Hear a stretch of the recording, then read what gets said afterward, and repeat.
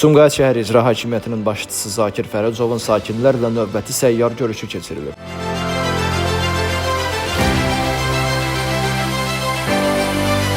Növbəti görüş 10-cu mikrorayon ərazisində təşkil olunub. Görüşdə İcra Hakimiyyətinin məsul şəxsləri, şəhər təsərrüfatı ilə bağlı qurumların rəhbərləri, şəhid ailələri, müharibə veteranları və yerli sakinlər iştirak ediblər.